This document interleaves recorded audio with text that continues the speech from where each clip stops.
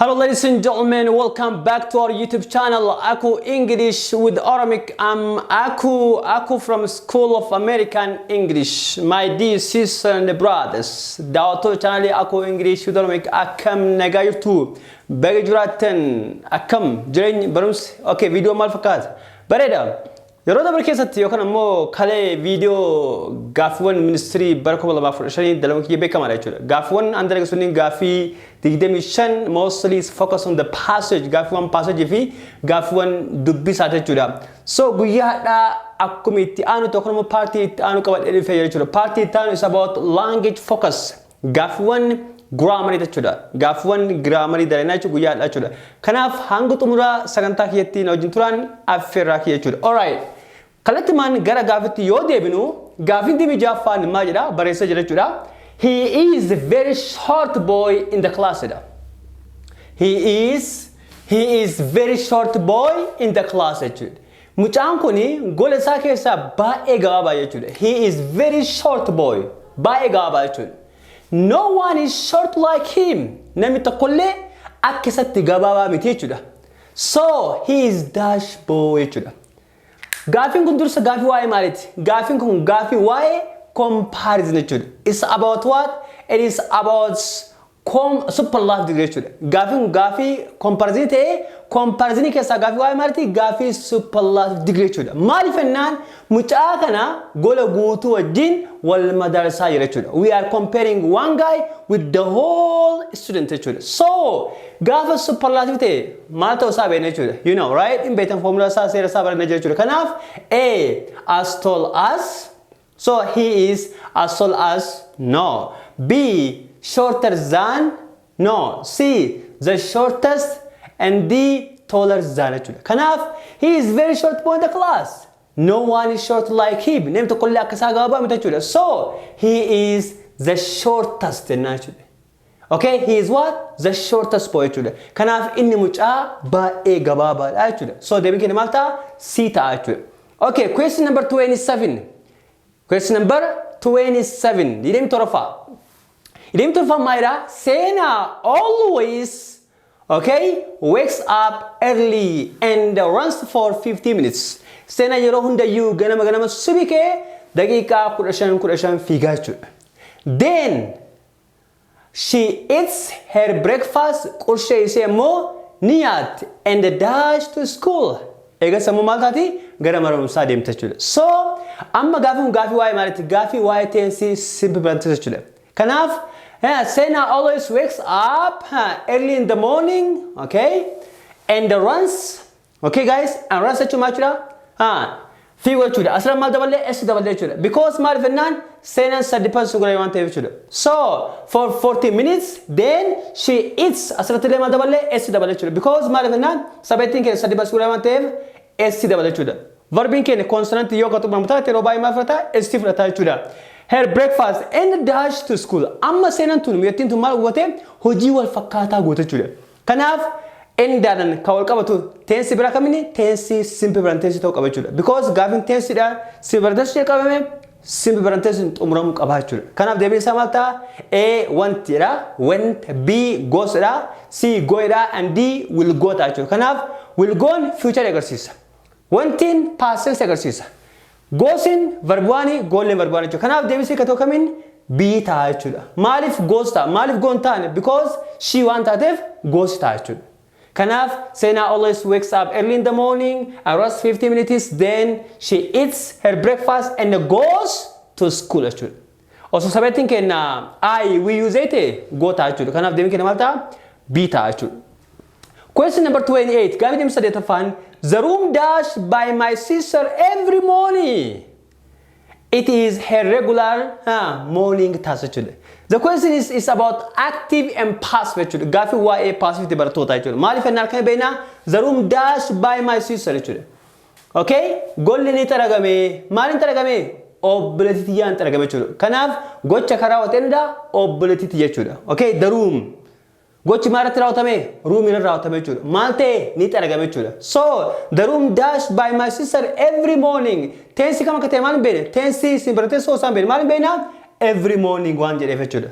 Kanaaf it is her regular morning task. Kun hojii guyyaa guyyaan isin gootuu jechuudha.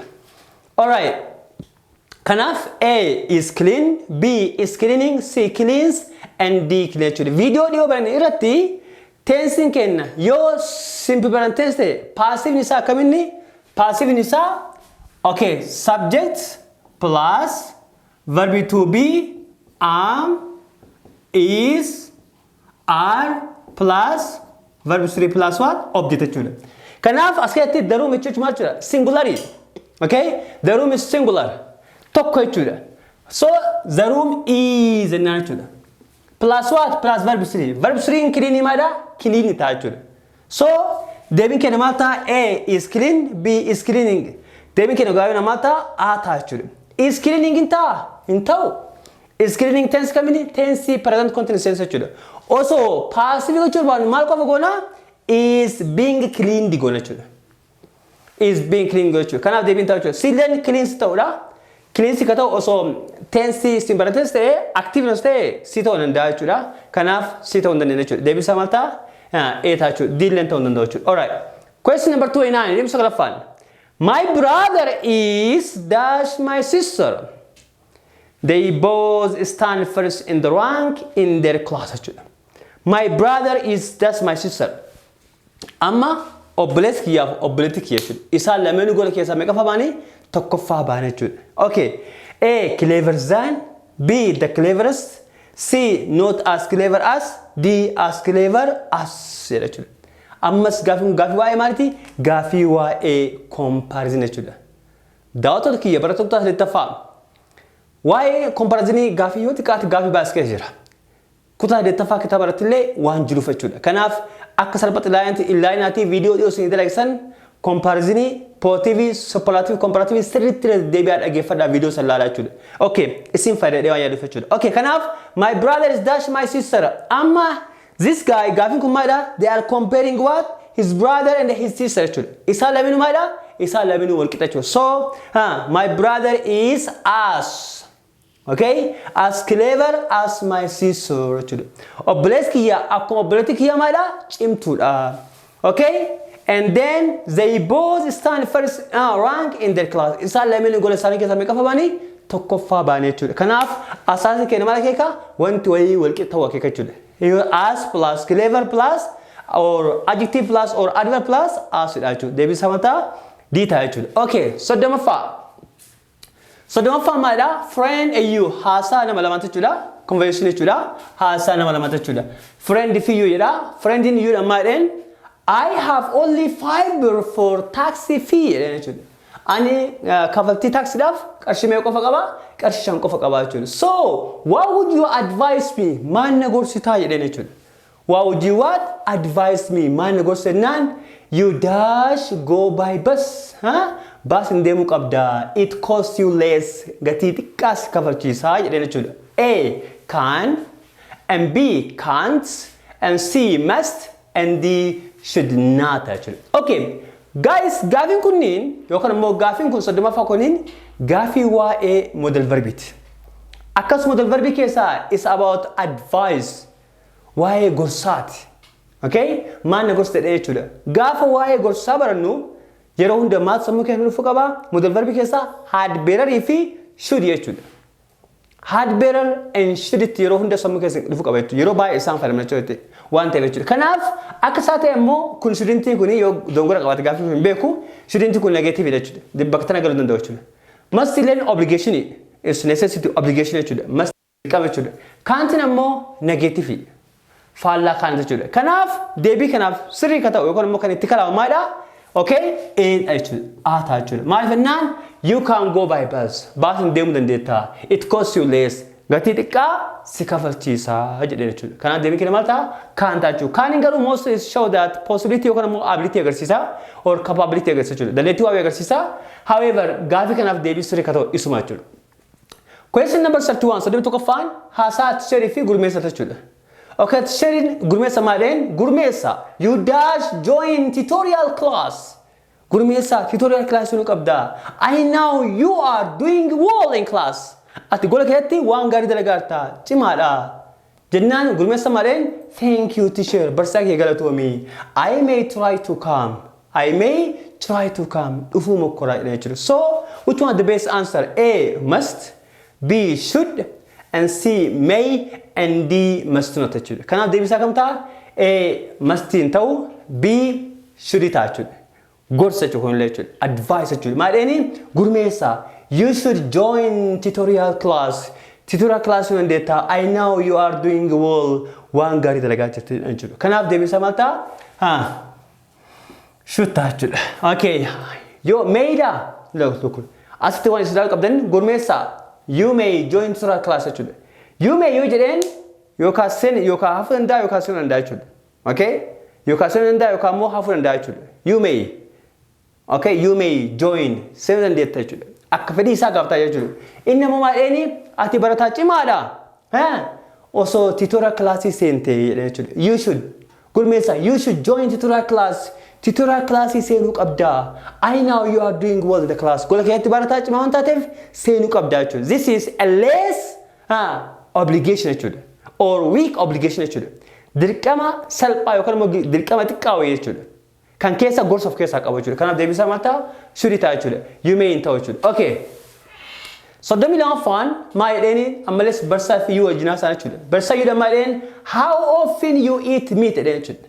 How often you eat meat jedheen. Gaafii kun gaafii waa'ee maal isin fakkaata? Gaafii kun gaafii waa'ee adverbs jechuudha. Gaafii kun gaafii waa'ee adverbs jechuudha.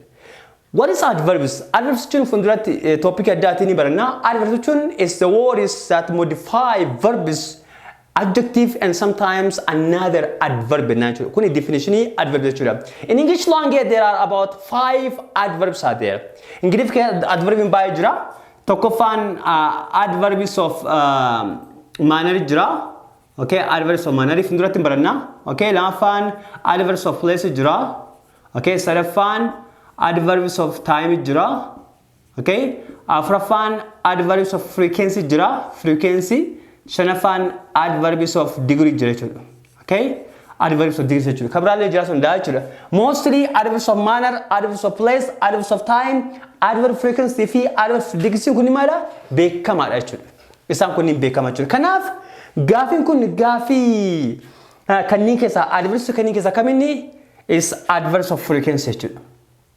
Malifannaan adverbs frequency is tells us how something is done, or it is answers the question how often, okay, and I mean how often debisa how often debisa, okay. Mostly adverb frequency responds the question how often debisa.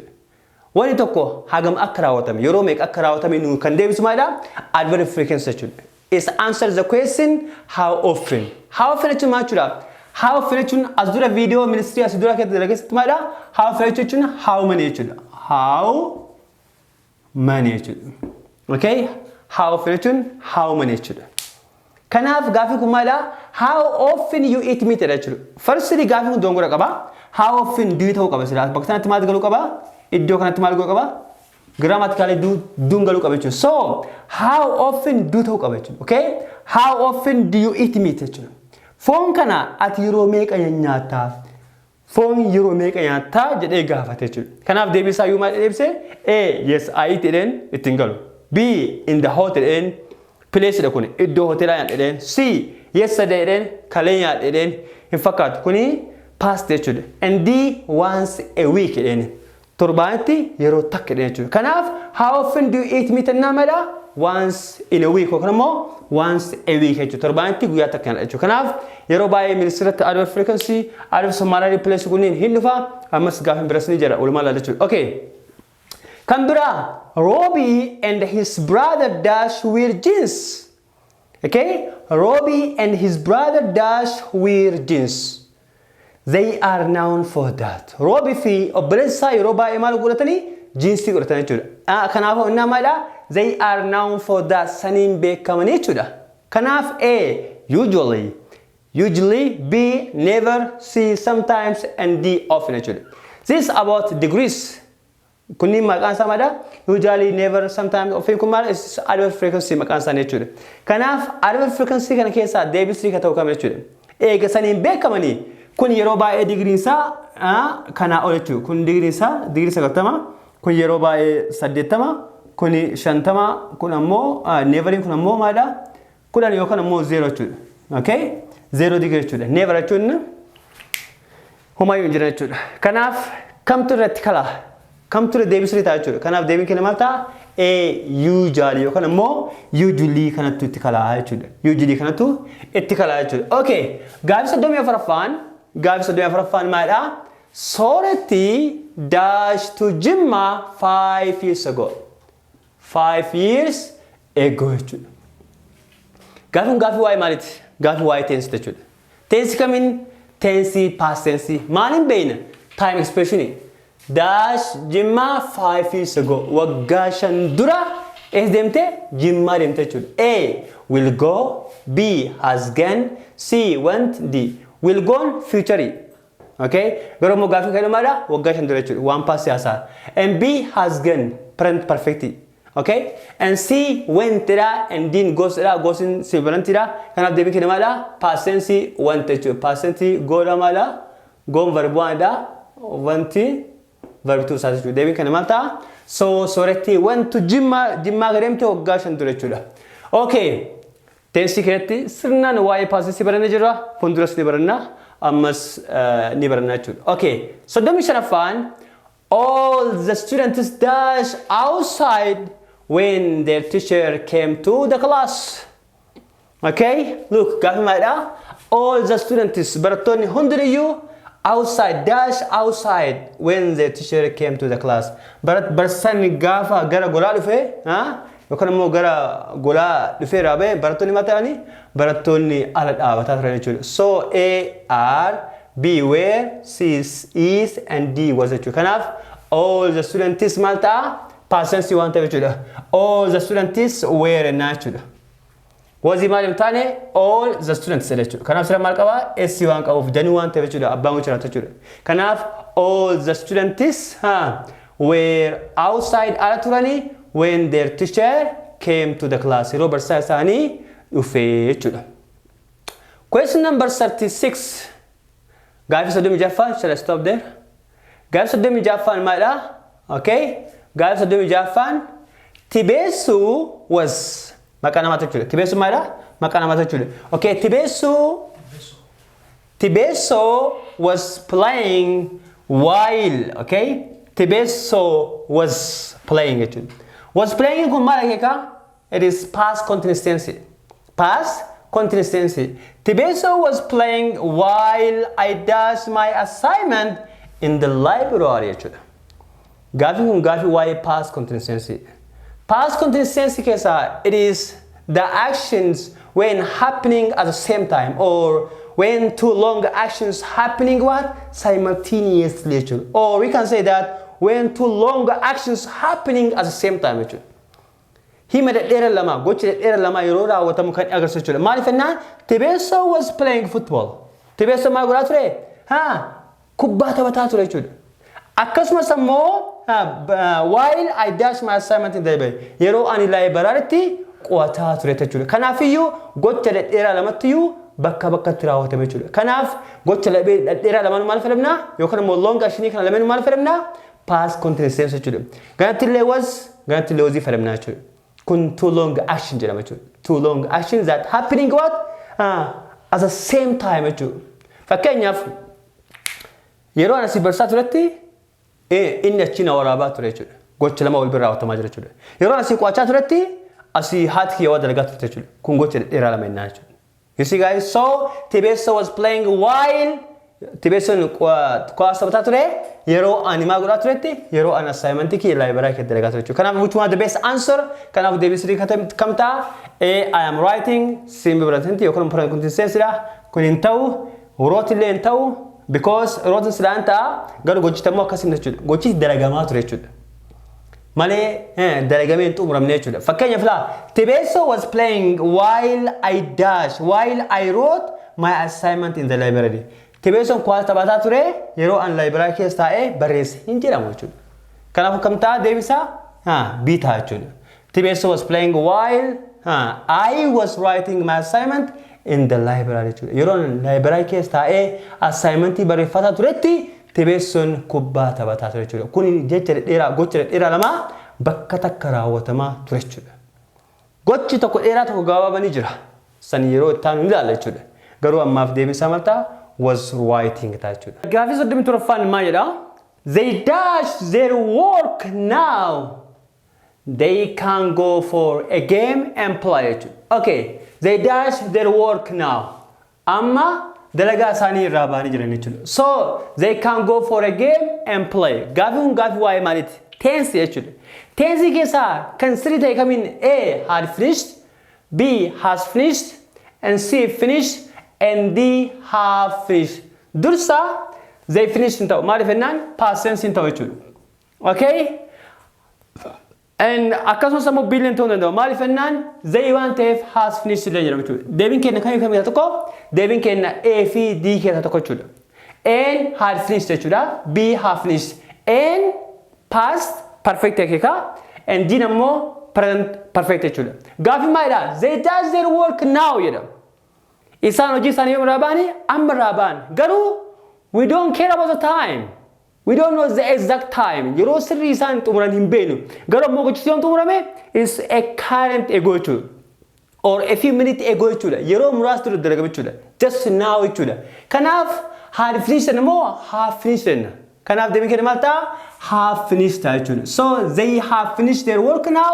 They can go for a game and play jechuudha. Kanaaf tapha taphachuu ala bahan jechuudha.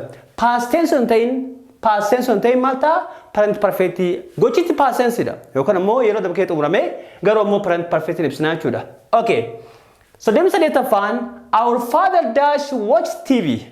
Abbaan keenya dash TV ilaala. He rather likes to listen to the radio. Okay. He rather jechuun maal akeeka? Negative akeeka guys. Faallaa akeeka jechuudha. You see? Our father dash watch TV. He rather likes to listen to the radio. Abbaan kiyya bakka TV ilaaluu jaalatu reediyoo dhageeffata. Kanaaf maalidha? Abbaan keenya TV hin daawwatu maal dhageeffata? Bakka reediyoo san bakka TV san maalidha? He rather listen to the radio jechuudha. Reediyoo dhageeffata jechuudha. So A he usually, B he never, C every day, and D sometimes jechuudha. Kanaaf deebiin keenya maal ta'a? Our father never ta'a jechuudha. Okay? Our father never watch TV. Abbaan keenya gonkumayyuu TV ilaalu. He rather bakka sanii maalidha? He rather likes to listen to the radio. Bakka sanii reediyoo dhageeffatu jaalataa jechuudha. Deebiin keenya kanaafuu maalidha? Negative jechuudha. Question number 39. We will visit Unity Park if we dash permission from our parents jechuudha. The question is gaafii waa'ee maali? Gaafii waa'ee conditional sentence type. You see what? Malveta, we will visit jechuudha. Kun maalidha? Main clause jechuudha. Main clause kennu kennamee jira. Kanaaf iyyuu if hin kenna jira. If hin kenna maalidha? If clause jechuudha. If we dash permission from our parents, Unity Park ni daawwanna yoo warra keenyarraa hayyama arganna jechuudha. Kanaaf ennaan asitti eega will plus visit yookaan immoo verb waan yoo jiraate if clause kenna maal ta'a? Simple present tense ta'a jechuudha. Kanaaf if we dash A if we got or got, B if you get, C if you get, and D if we are getting. Kun hin ta'u, okay? Kun illee hin ta'u past tense dha jechuudha. Osoo conditional type 2 ta'e hin ta'a jechuudha. Asitti osoo if we would hojjete hin ta'a jechuudha. And B gets jedhee jira. Sabbatiin kenna maalidha? If we jedhee jira jechuudha. Sabbatiin kenna laaluun dirqama jechuudha. Yeroo hundayyuu if itti aanee sabbatiin kenna laaluun dirqama. Maaliif jennaan yoo tensi simple present tense ta'e, okay? Yookaan immoo he she it yoo ta'u taate verbi kanatti s yes faayisiin dabala jechuudha. Yoo sabbatiin kenna if itti aanee we you they I ta'e maalidha? Homaan dabala jechuudha. Kanaaf deebisaa sirrii kamiinni B osoo hin ta'in C ta'a jechuudha. So we will visit Unity Park if we get permission from our parents jechuudha. Unity Park ni daawwanna yoo warra keenyarraa hayyama arganna jechuudha. Question number 40 of Afaan. Friend you haasaa conversation yookaan immoo dialogue nama lamaati.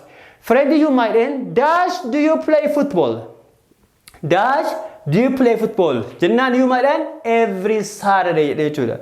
Again the question is about adverbs of frequency jechuudha. Gaafii namallee gaafii frequency jechuudha. Gaafii frequency jechuudha. Gochi tokko yooma karaa wata ibsaa jira jechuudha. So what is adverb frequency? Reefta namaas jedhe. Gaafii reefta namaas jedhe. Adverb frequency means it simply answers the question how often jechuudha.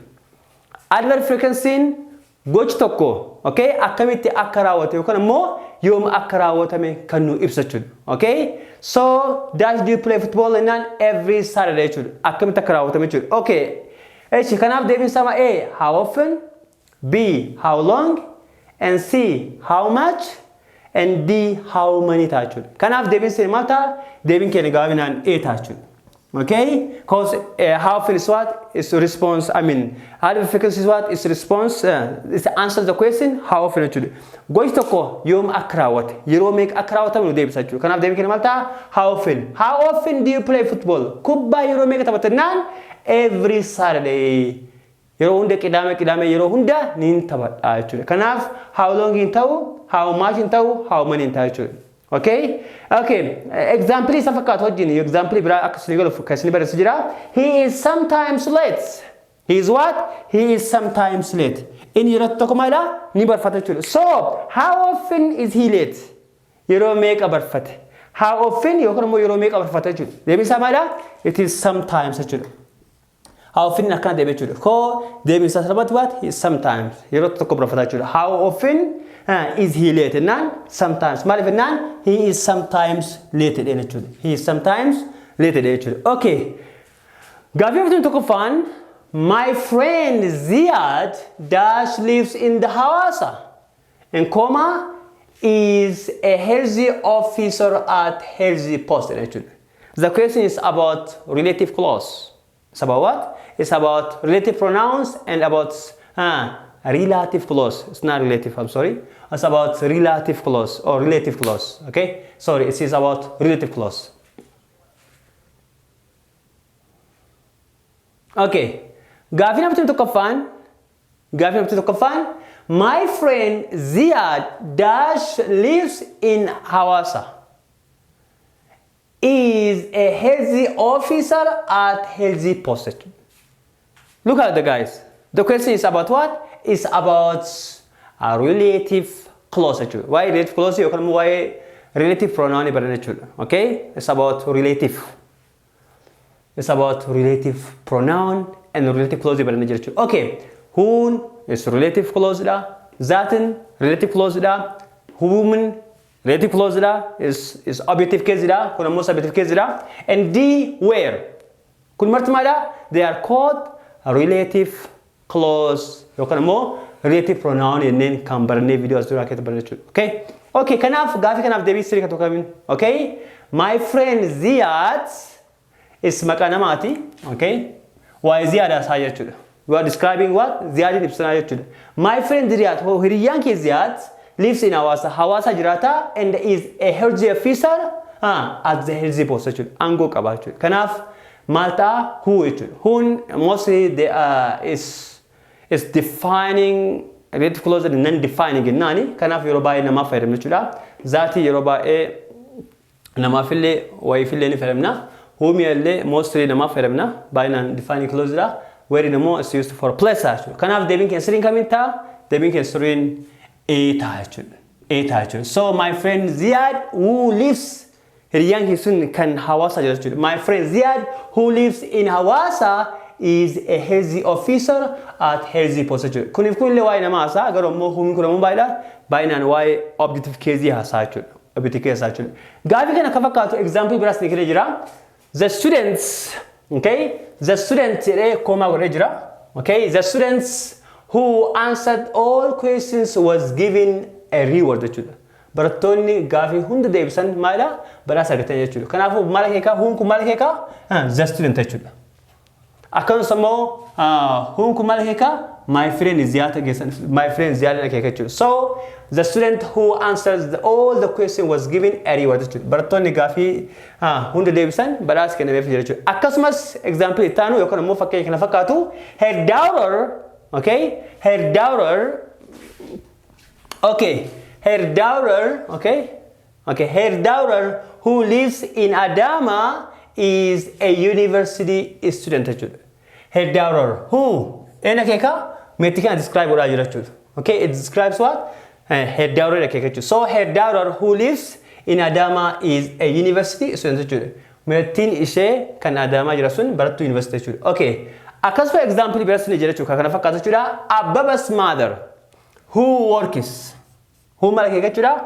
Abbaba's mother kana kee jechuudha. So Abbaba's mother who works in this college is a famous artist. Haati Abbabaa jechuudha kan college kan keessa maala isin artistii beekamtu jechuudha. So hun ku yeroo baay'ee maakeka namoota zero kana kee jechuudha. Namoota azuru kana akeeka jechuudha. Akkasuma kollee kana kee jechuudha. So who describes the student is who describe her daughter and who describe what Abbaba's mother kee jechuudha. Akkasuma immoo who describe what my friend Ziyaada kee jechuudha. Kuni waa'ee relative clause keetti baranne jechuudha. Okay.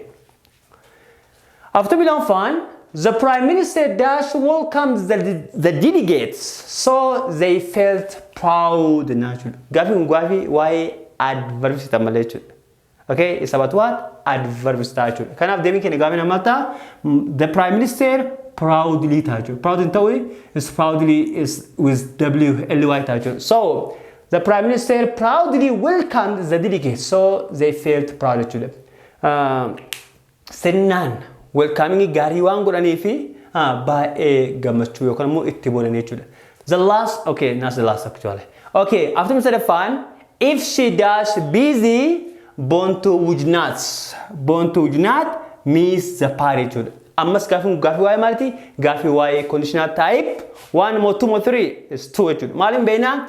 Asiin beekna jechuudha. Would not jechuudha. Negative haa ta'uti conditional type 2 jechuudha. So if Asima nugavate stastama if close nugavate main close nukenne jira jechuudha. So born to ujinate nu jire garastimata wani kenna past ta'uu qaba jechuudha. So A was not, B would not, C were not, and D did not jechuudha. Kanaaf deebisa kamta if she weren't jechuudha. Okay, if she weren't busy also busy ta'uu dhabaate born to would not means the party. Charran party jalan tarachuudha. Asitamala if she wasn't busy kanalle jechuun dandeenya elle jechuun akka seera grammaritti she maaf fudhata wasii fudhata jechuudha. Garuu seera conditional sentence keetti maal fudhata sabati hundumaa fudhata were fudhata jechuudha.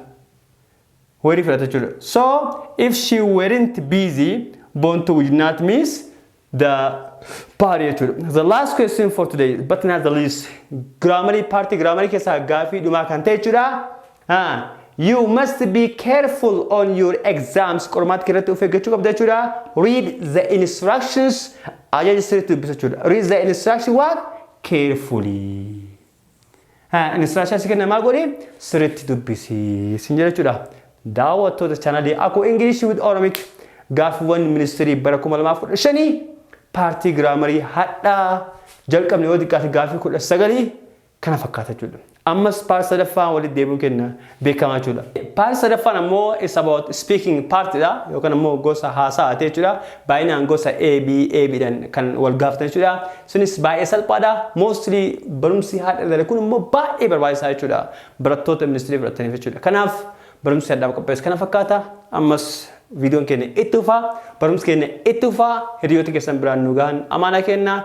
Yeroo hundayyuu isin jaalannaa isin bira jirra isin bira dhaabadhaa koomentiidhaan shareidhaan subscribe nu jajjabeessaa barbaada. That's all. Bye bye. Love you all.